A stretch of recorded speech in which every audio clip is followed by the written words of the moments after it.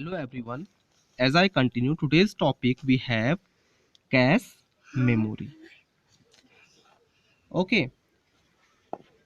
Before this, we have discussed about random access memory and about read-only memory. Now let's we discuss about cache memory. As given here that cache memory is fixed or inserted between CPU and RAM. Data is moved between CPU and RAM. In other words, we can say that data is loaded from RAM to CPU. Simultaneously, that data is also copied on cache memory. Cache memory is faster than random access memory. So if CPU needs same data again, then that data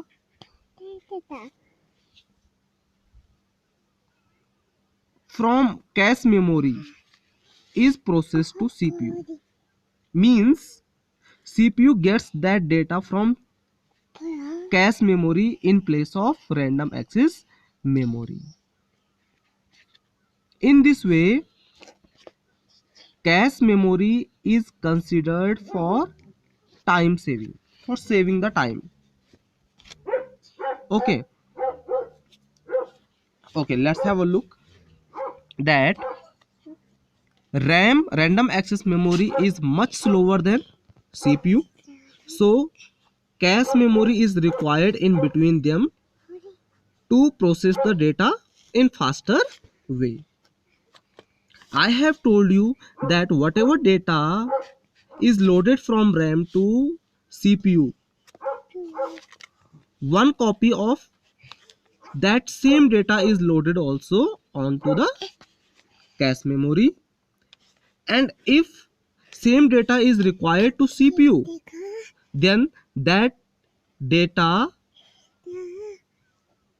CPU gets from cache memory in place of random access memory.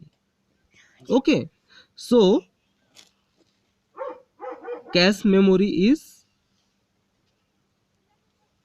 very important, or cache memory plays